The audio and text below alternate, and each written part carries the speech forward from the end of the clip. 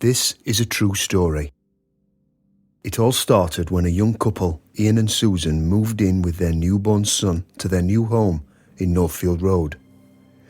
It was rented accommodation, and the entrance was a deep red door which opened onto a steep staircase that led up to the flat. Anti-clockwise from the top of the stairs was the bathroom, master bedroom, living room, then kitchen, after which there was a door that led up to the attic, which came complete with a splendid wall painting of a peacock. They soon settled in, and a couple of years passed without incident, until one weekend when Ian brought his friend Gary home from a night out, a little worse for wear. As was the usual routine, a few more beers were handed around before bacon sandwiches were cooked and tales of adventure were told. An hour or two later, Gary settled into a makeshift bed on the sofa in the living room, and Ian retired to bed. Around 2 a.m, Gary opened his eyes with a sense of unease. He felt uncomfortable, as if someone or something was watching him. As his eyes adjusted to the dark, he noticed a creepy shadow in the corner of the room. It looked like a man stood motionless. Deep red eyes peered out from its head and stared straight back at Gary. The alcohol in his system made his mind drift off, and he sank back to sleep. At 4 a.m, his eyes opened again. The feeling of unease was back, and, a little more sober this time, he reluctantly turned to look into the corner. Staring straight back at him was the shadow. His mind couldn't quite compute what was happening, and in a semi-sober grunt he uttered, "Piss off!" and went back to sleep, feeling a little braver for shouting out. Later, when everyone was up, Gary pulled Ian to one side. "I nearly shit myself last night, thanks," he said. "What do you mean?" asked Ian. "You, trying to frighten me, stood in the corner of the room," he said. "You must have been there most of the night." "Gary, I didn't even wake up last night. I was out like a lark. Just ask Sue," said Ian. "You must have been drunk," he laughed. The colour drained a little from Gary's cheeks, but no more was said about it.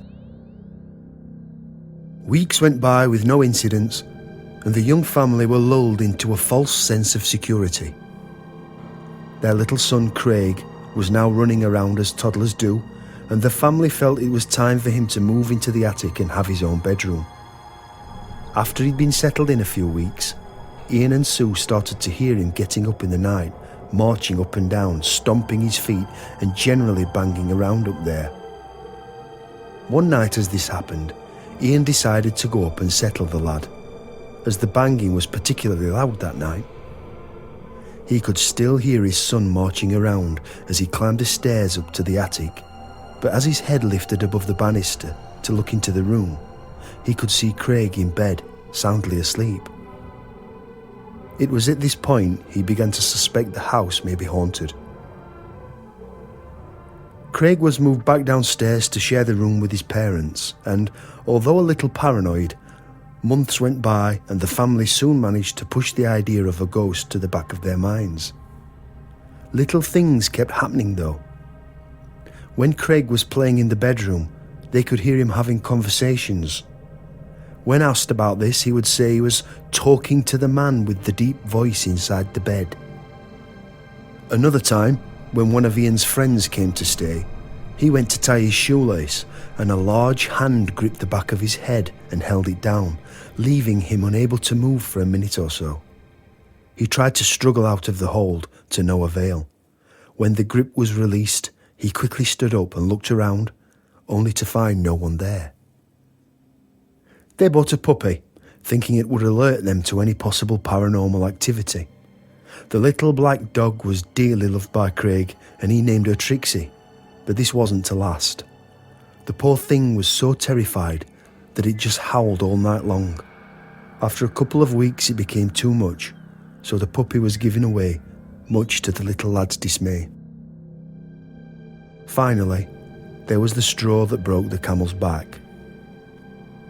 One evening, Ian woke with a start. The hairs on the back of his neck stood up, and he felt an evil presence in the bedroom. Something very bad was in there. He got up and went to the kitchen, where he made a slice of toast to come round. Racking his brains, he tried to come up with an idea as to what it was. There was no rational explanation, so he entered the bedroom again. As soon as he did, the feeling almost took his breath. A feeling of sheer terror washed over him as he walked to the middle of the room.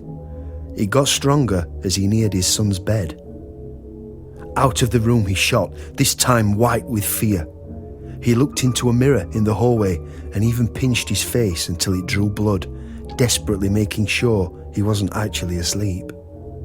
If he went in and felt this again, he'd have no choice but to get the family out. He nervously opened the door, adrenaline pumping through his veins. This time, a black shadow presence hovered over his son's bed near the ceiling, emanating evil. Fear and panic gripped him as he shouted, "Sue, get up now!" He ran over to Craig and hoisted him out of the bed, and the three of them ran out of the room. "What is it?" Susan screamed as they staggered down the stairs to the front door. Ian didn't answer, but as they ran, something jumped onto his back. He shouted out as he desperately tried to shake it off, clawing at his back as the presence wrapped around him. Evil smothered him as they reached the door and fell outside when, just like that, it was gone. Somehow, this presence seemed confined to the house, and luckily for them, that's where it remained. As a family, they never returned to the property, but Ian sought out the vicar from St. Thomas's Church, who went to the house and blessed each room. Unfortunately, they couldn't gain access to the flat downstairs, which at one point between them formed a whole house before being split. We'll never know if the entity stayed at the house. I say we because my real name is Craig, and my mother and father are called Ian and Susan.